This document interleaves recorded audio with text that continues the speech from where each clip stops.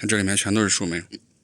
这就是用1加仑的盆子。我们的第一批树莓已经开始成熟了啊。这是一个枝条上面的树莓，目测呢，这一个枝条上有100颗果子，甚至不止。咱现在就摘2颗果子看一下啊。树莓成熟了就是这样，摘完之后非常卡哇伊的，里面有个小窟窿，就戴在指头上像一个小帽子一样。这就是圆圆滚滚的树莓。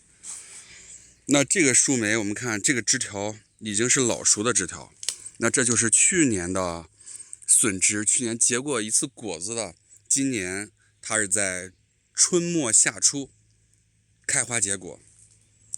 那从这儿看出来的这一条呢，这就是当年从根部重新分裂出来的当年的新枝条，一看它就是绿颜色的。那这个新枝条就是在我们夏秋季结果，在这个地方会有新的花芽分化，所以它是第2季果。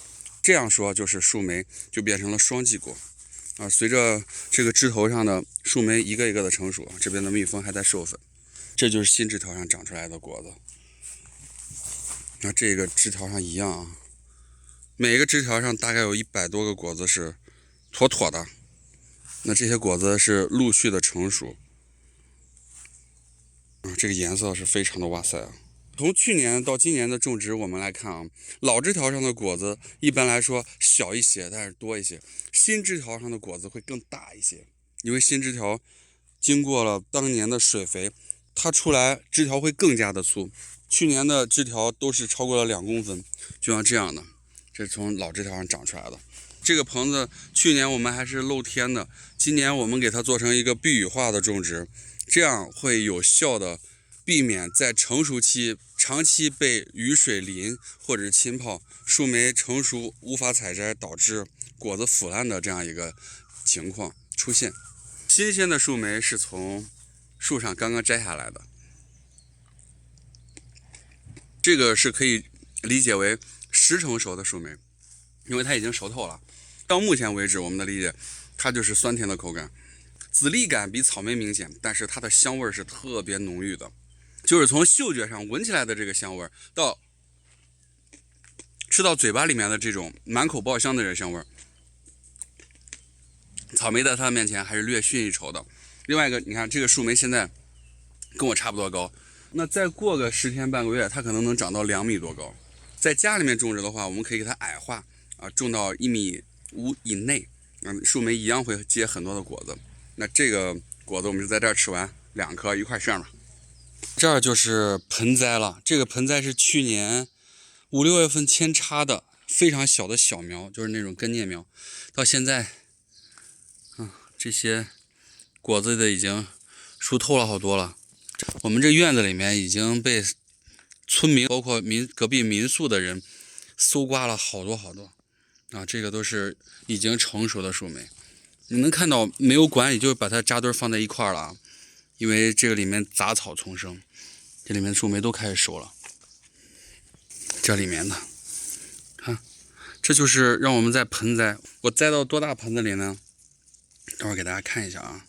这跟刚才我们看到一样，老枝先结果，然后当年新发出来这个枝，在这样个叶的位置就会长出来新的花芽，像这样，这就是新的花芽。所以就是头一年的枝条先结果，当年的枝条再结果，所以它能形成双季树莓。然后把这一把全部炫了啊，然后给大家看这盆子有多大。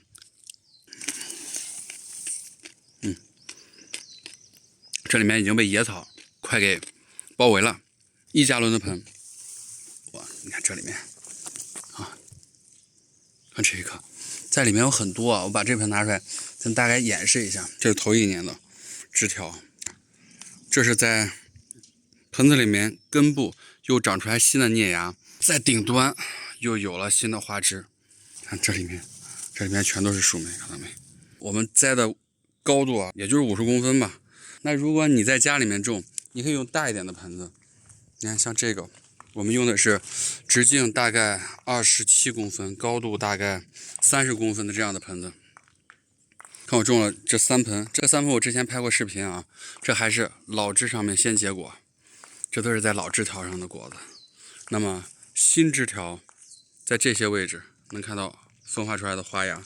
就是在家里面你也可以实现树莓的种植，这个地方全部都是花芽。然后这个高度大概也就是在1.2米左右。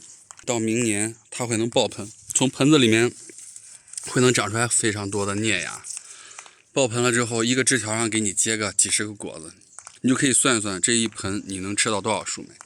这就是我们给大家做的演示，这个里面就没有管理，然后它密密麻麻就在这里面，就那样，它也是活得好好的，该开花开花，该结果结果，你给我过去。然后这边上的它不是得病了，它是因为缺乏浇水啊，就是浇水没浇到，或者是在最外围蒸发的快，所以它是干透了。干完之后，经过浇水呢，它重新还会再长出来，现在你就没有任何的问题。如果你喜欢树莓，一样关注手艺人飞宇。今天的视频就到这儿。